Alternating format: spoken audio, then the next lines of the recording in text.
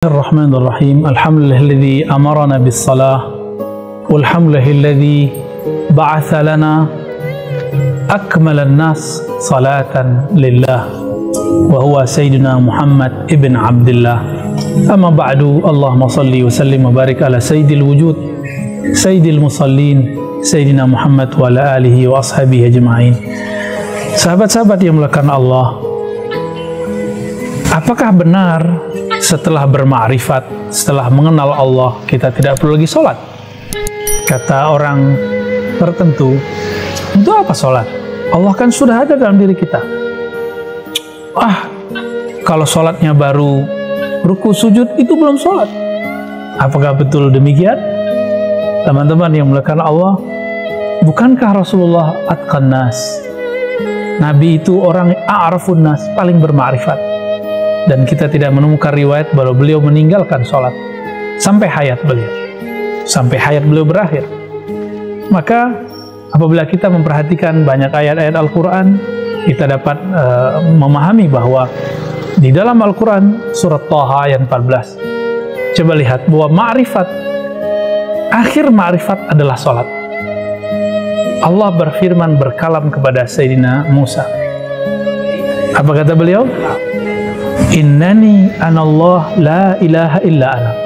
Sesungguhnya aku adalah Allah, tiada ilah, tiada yang berhak disembah kecuali aku. Dan di ujungnya Allah mengatakan, fa'budni, sembahlah aku, aqimis salata li dzikri, dirikanlah salat untuk mengenangku, mengingatku. Allah mengenalkan dirinya, sesungguhnya akulah Allah, sembahlah aku, lalu dirikan sholat untuk mengingatku. Maka justru sebaliknya, ciri-ciri orang yang bermakrifat, dia mendirikan ubudiyah dan sholat kepada Allah SWT. Berdasarkan surat Thaha ayat 14 ini, boleh kita istinbat, kita ambil satu makna. Apa maknanya? Sholat adalah penghujung makrifat, sedangkan makrifat adalah awal dari sholat.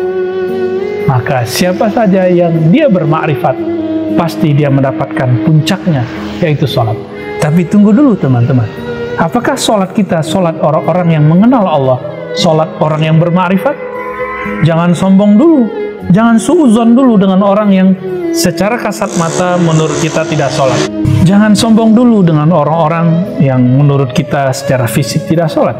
Barangkali hatinya selalu berkoneksi kepada Allah, sedangkan kita sholat yang mungkin dahsyat, 5 waktu di masjid, tapi mulai dari takbir sampai assalamualaikum tidak pernah ingat Allah kecuali sesaat. Barangkali kita orangnya seperti itu. Maka jika kita melihat seseorang secara kasat mata tidak terlihat sholat di masjid bersama kita, belum tentu dia tidak sholat. Barangkali dia mengikuti manhaj khalwat Imam Ghazali.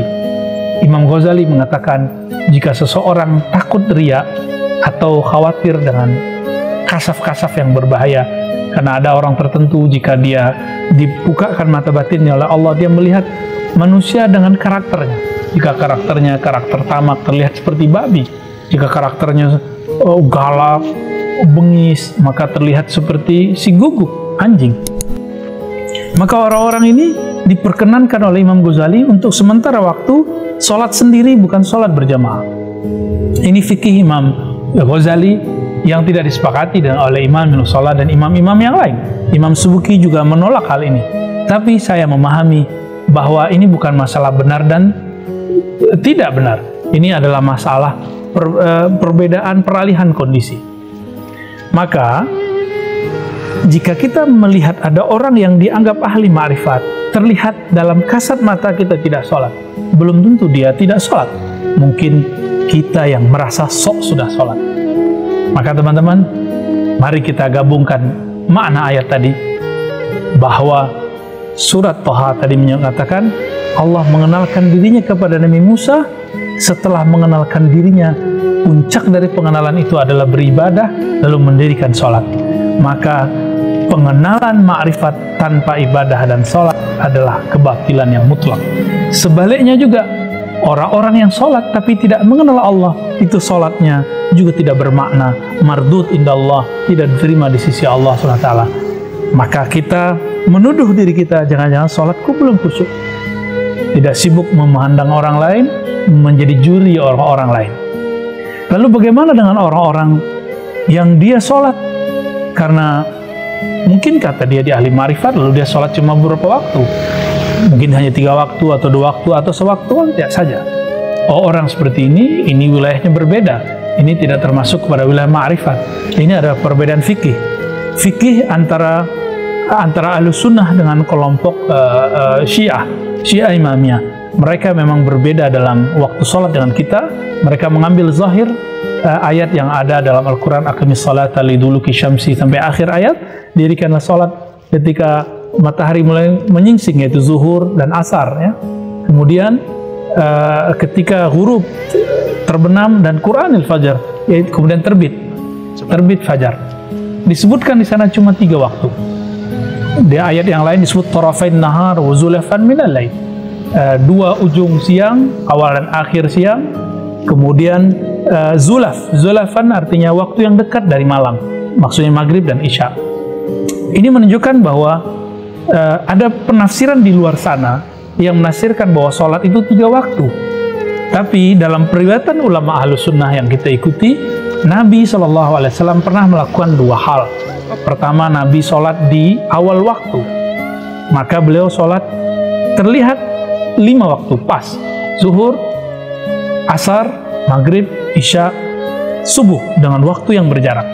Tapi di riwayat berikutnya, Sayyidina Jibril mengajarkan kepada Nabi agar sholat di ujung waktu zuhur, di awal waktu asar, di ujung waktu maghrib, di awal waktu isya, dan di ujung waktu subuh.